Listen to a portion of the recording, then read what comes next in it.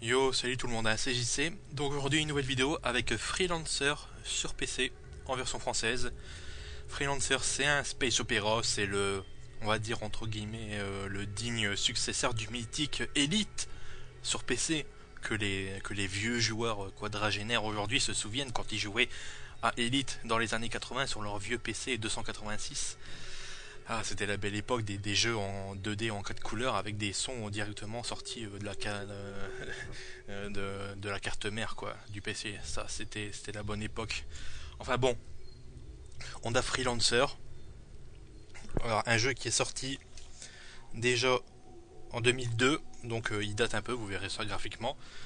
Alors pour le scénario, eh ben, ça se passe dans le futur. On a l'Alliance et la Coalition qui se font la guerre depuis 200 ans. La Coalition gagne, donc les perdants envoient 5 vaisseaux dortoirs dans l'espace, histoire de trouver une planète pour les coloniser et vivre en paix.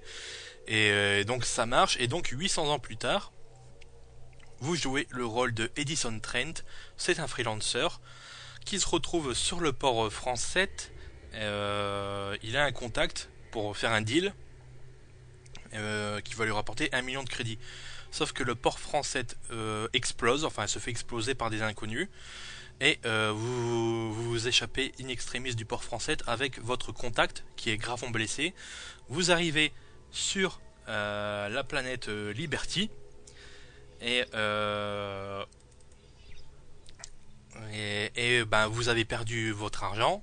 Enfin, vous avez perdu votre argent, vous n'avez pas d'argent, vous n'avez pas été payé, vous avez perdu votre vaisseau, vous avez tout perdu, votre cargaison aussi.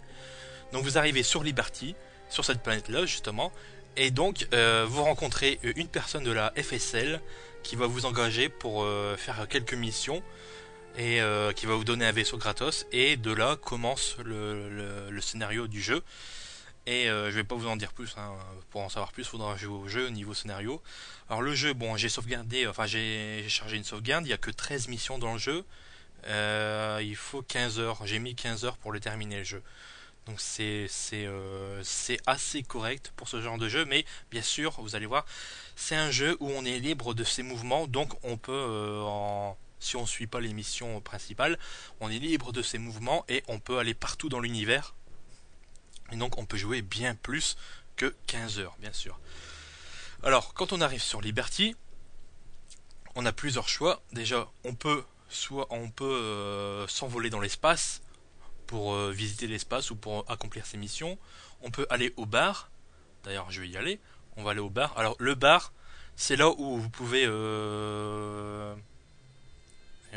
avoir les missions secondaires qui vont vous permettre de gagner de l'argent. Et dans ce jeu-là, Freelancer, on gagne pas de l'expérience on gagne pas de points d'expérience. Enfin, en fait, les points d'expérience sont remplacés par l'argent que vous gagnez. Enfin, pas l'argent que vous avez sur vous, mais l'argent que vous gagnez au total. Donc, alors, bien sûr, on a deux icônes. On a le panneau de mission qui nous permet d'avoir des missions. Bien sûr, on a le descriptif de la mission, on peut accepter. On a le prix de la mission qui est là, 2100 $. Et on a le niveau de difficulté 1, parce que vu qu'on est sur Liberty, les missions sont très très simples.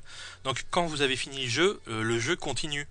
Il n'y a pas vraiment de générique de fin, mais le jeu continue. C'est un peu comme dans les GTA, quoi. Vous revenez à votre point de départ, mais vous gardez tout ce que vous avez débloqué durant le jeu, donc c'est cool. Vous pouvez continuer à explorer l'espace, à faire d'autres missions, à améliorer votre vaisseau, parce que bien sûr, vous pouvez aussi améliorer votre vaisseau. On a aussi les informations, les nouvelles, qui sont là juste pour faire de l'ambiance, quoi, juste pour faire beau, mais ça sert à rien de les lire. C'est juste pour en apprendre un peu plus sur la mentalité des habitants de l'espace, on va dire, de ce jeu. Mais ça sert pas à grand chose, ça sert à rien, quoi. Ça sert quasiment à rien, c'est juste pour faire beau.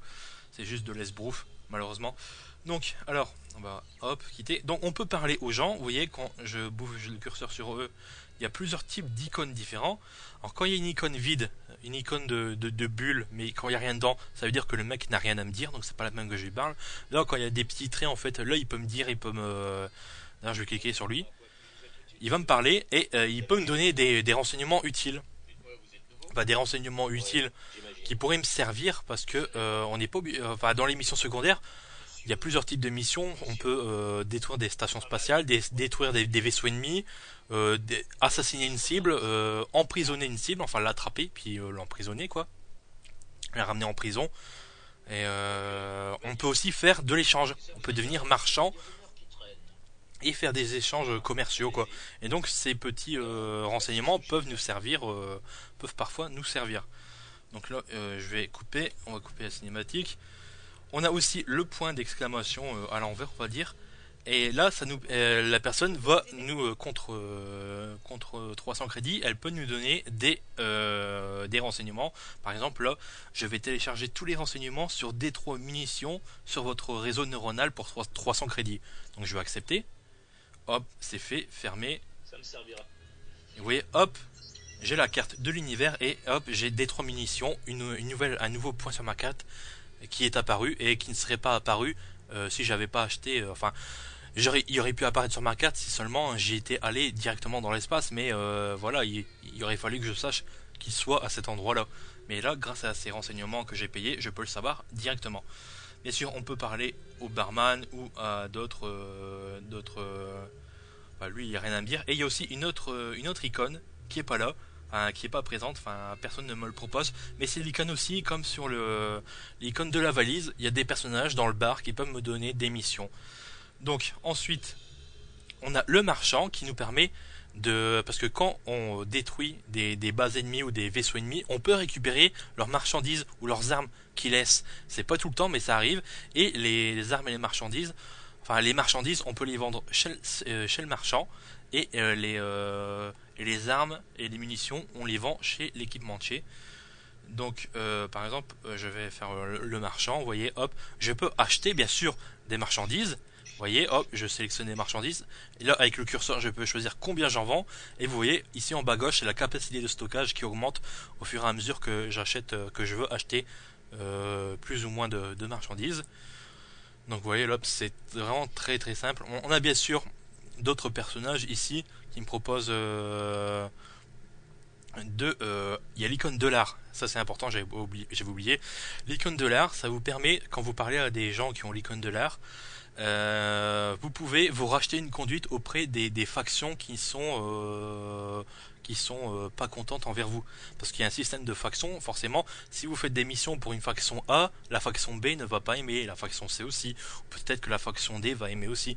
Donc vous pouvez vous racheter une bonne conduite auprès des factions qui ne sont pas gentilles avec vous, entre guillemets. Donc on va aller chez l'équipementier. Alors on coupe, heureusement qu'on peut couper toutes les cinématiques avec échappe. Hop, j'appuie sur l'équipementier. Voilà, hop, vous voyez à gauche tout ce que j'ai sur mon vaisseau. En cliquant dessus, vous voyez, j'ai un récapitulatif de toutes mes armes, il n'y a pas de problème. Je peux les vendre. Et là, voilà tout à droite, tout ce que le marchand a à sa disposition. Bien sûr, je peux pas acheter... si mon vaisseau est complet, je peux pas acheter d'armes supplémentaires. Je peux pas les mettre en stock. Ça marche pas dans le jeu. Il faut que je suis obligé de vendre. Il faut que j'ai une place de libre sur mon vaisseau pour pouvoir acheter une arme. Donc ici, on a les petites icônes armes. Là, c'est les icônes munitions. En fait, c'est pour les torpilles, les mines et les fusées éclairantes que j'ai, par exemple. Là aussi, je peux les vendre ou en acheter à droite ou les vendre à gauche. Simpliste. Là, c'est pour les boucliers et le propulseur. Et là, c'est les nanobots et les batteries de boucliers.